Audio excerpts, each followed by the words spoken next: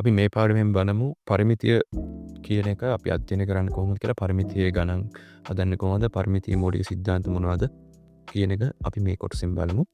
හරි. පරිමිතිය කියන එකට ඩාටා දැක්වීමක් විදිහට ගත්තොත් අපිට කියන්න වෙන්නේ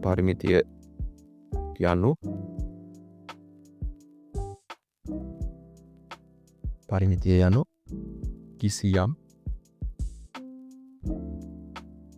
තල රූපයක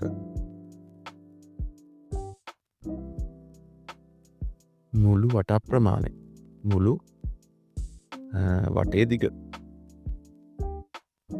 මෙන්න මේ වගේ සරල ආකාරයකින් මේ කොලොට දාන්න ලස්සන සිංහල වචන වලින්ම වුණ තමන්න තේරෙන විදිහට සරල විදිහට මෙන්න මේ පරිමිතිය කියන එකේ තේරුම ඔලුවට දාගත්තාම ප්‍රමාණවත්. මොකද අපිට ගණන් හදා ගන්න ඕනේ අදහස විතරයි.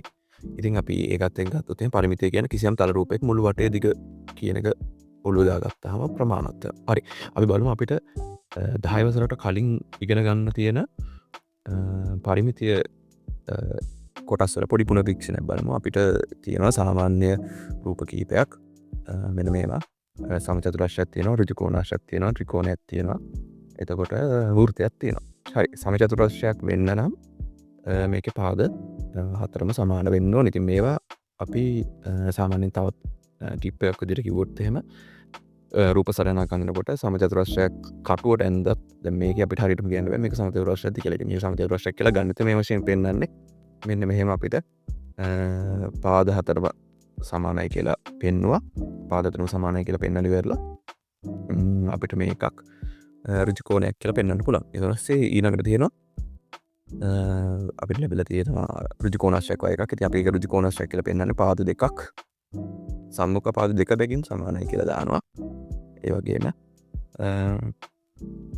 එක කෝණයක් ඍජු කෝණයක් විදිහට අපි දක්වනවා. හරි. ඊළඟට ත්‍රිකෝණයක් තියෙනවා. ත්‍රිකෝණය කියන්නේ පාද තුනක් සහිත තල රූපයක්. ඉතින් මේ ත්‍රිකෝණය මම මේ ත්‍රිකෝණය කියන්නම් පාද තුනම අසමානයි කියලා. ඉතින් මේ පාද තුනම අසමානයි කියලා අපිට පෙන්වනකොට මෙන්න මේ විදිහට පෙන්වන්න පුළුවන්. පොඩි ඉරි කැලි වලින් තමයි මෙහෙම පෙන්වන්නේ. හරි. ඊළඟ අවස්ථාවේ වෘත්තයක් තියෙනවා. වෘත්තයක් ගැන කතා කරනවා නම් වෘත්තය අපිට අරය ගැන කතා කරන්න ඕනේ. ඉතින් අපි අරය සලකුණු කරගමු මෙන්න මේ විදිහට. කේන්ද්‍රයේ ඉඳන් පරිධියට අඳින ඍජු රේඛාවක්. හරි. දැන් අපි මේ වගේ පරිමිතිය හොයන හැටි ගැන පොඩ්ඩක් විමසලා බලමු. පළවෙනිම අපිට තියෙන්නේ සමචතුරස්‍රයක්. මෙන්න මේ සමචතුරස්‍රය කියන එක අපි සලකුණ කරගත්තා. අපි කියමු මෙන්න මේ සමචතුරස්‍රයේ පැත්තක දිග පාදයක දිග ඇවිල්ලා A කියලා. එහෙනම් පාදයක දිග A නම් ඉතිරි පාදයේ දිගත් A විය යුතුයි. පාදයක දිග අපි කියමු සමචතුරස්‍රයේ පාදයක දිග A කියලා. එහෙනම් ඉතිරි පාදත් A විය යුතුයි. මොකද සමචතුරස්‍රයේ සියලු පාද සමාන නිසා. ඉතින් පරිමිතිය කියන එකේ ඉංග්‍රීසි වචනේ පෙරිමීටර්. එහෙනම් පෙරිමීටර් කියන අර්ථයෙන් P කියලා මම දාගන්නවා. එහෙනම් පාද හතරෙම දිග එකතු කරොත් එහෙම A ධන A ධන A ධන A. එහෙනම් A හතරක් වෙන ඉඳ 4යි A. A කියන්නේ එක පාදයක දිග හතරෙන් ගුණ කරත් මේකම ලැබෙනවා. මේක පළවෙනි රූපේ ඉඳලා P1 කියලා දාගන්නවා. හරි. මේකෙදි ඊළඟට තියෙන අපිට ඍජු කෝණාශ්‍රය ගැන කතා කරන්න. ඍජු කෝණාශ්‍රයේදී පාදයක දිග එක පාදයක දිග A අනෙක් පාදයේ දිග B කියලා ගන්නවා. එහෙනම් අපි ඒකෙත් පරිමිතිය ගැන කතා කරමු. පරිමිතිය P2 සමානයි A ධන A ධන B ධන B.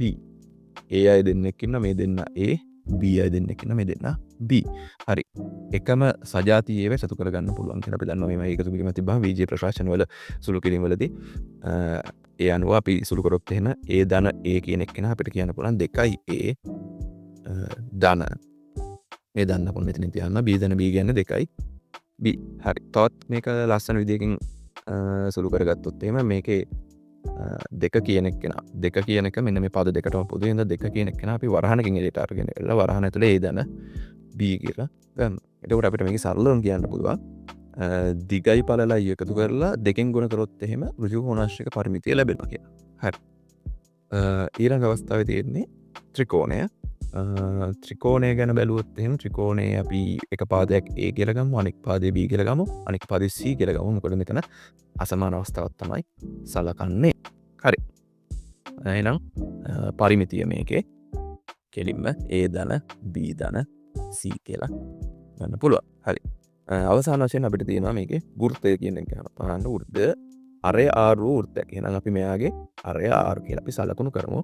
එහෙනම් අරය R වූ වෘත්තයක පරිමිතිය ගන්නේ අපිට සමීකරණයක් දීලා තියෙනවා. මේ සමීකරණේ පාඩම් කරන්න ඉන්නවා. ඉතින් මේ සමීකරණේ තමයි පරිවිය. එන මේ වටේ එයාගේ පරිමිතිය එන්නේ පරිමිතියයි පරිධියයි දෙකම සමානයි. දෙකටම එකම වචනේ. වෘත්තයකදී පරිමිතිය අපි සලකන්නේ පරිධියට. එහෙනම් පරිධියට අදාළ සූත්‍රය තමයි 2πr. හරි. මෙන්න මේ විදිහට තමයි අපිට මෙතෙක් ආපු පාඩම් වලදී 10 වසරට එනකන් තියෙන වගේ අපිට ඉගෙන ගන්න තියෙන්නේ. මෙතනස මේවා ඇසුරෙන් අපිට සංයුක්තව තියෙනවා.